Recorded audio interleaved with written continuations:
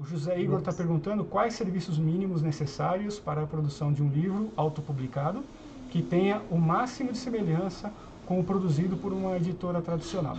Existe uma tabela ou checklist para seguirmos?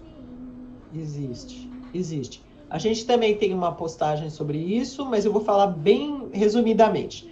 Você tem que ter certeza que o texto está bem trabalhado. Então, você precisa fazer pelo menos uma preparação de texto. Pelo menos, que é alguém ler o seu texto e ver se ele está lógico, bem construído. Não é só português, tá? Mas as ideias. Se o livro estiver muito bagunçado, você precisa fazer um trabalho mais do que isso, que é edição de texto. Dar uma organizada mais a sério. Pode ser cortar pedaço, acrescentar coisas, sugerir que você faça isso aqui. Esse trabalho de preparação ou então de edição é caro, demorado e é algo que transforma o texto realmente em algo com cara de profissional. É aquilo que você sente quando você abre um livro de uma editora tradicional, boa, não sei o que, você diz, o que esse texto tem que esse outro aqui?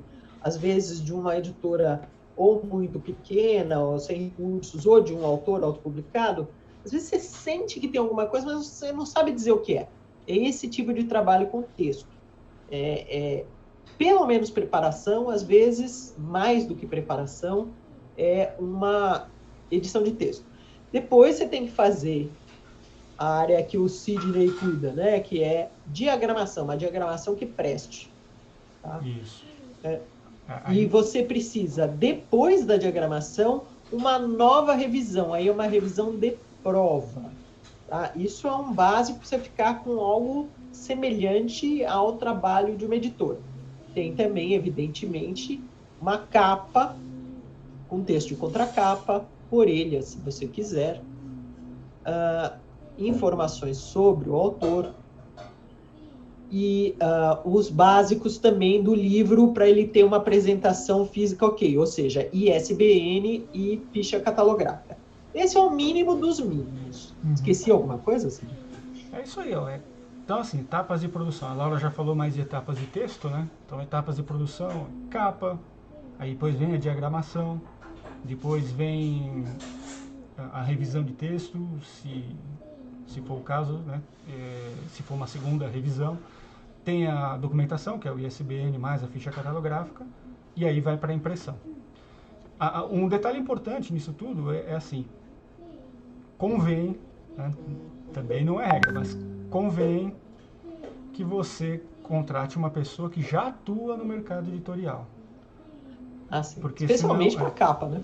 Quem não, mesmo que seja um designer com muitos anos de profissão, se ele não é do mercado de livros, ele não tem conhecimento de vários cacuetes próprios do nosso mercado. São muitos cacuetes. E isso vale para revisão também, tá?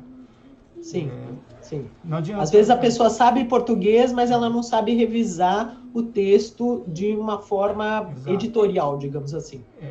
Assim, às vezes a pessoa é uma professora de português, legal, mas ela não é uma revisora de textos. Vai ficar com o português legal, mas não vai ser igual fazer um trabalho com revisor de texto. A mesma coisa, uma capa de livro. Um designer acostumado com o mercado editorial, ele vai fazer uma capa muito própria para livros, que às vezes você não consegue nem traduzir em palavras quando você vê, mas quando você vê um livro feito por um designer de livros e por um designer de outra área, você sente que tem alguma coisa que está meio fora do lugar ali, você não sabe dizer o que é. Sim.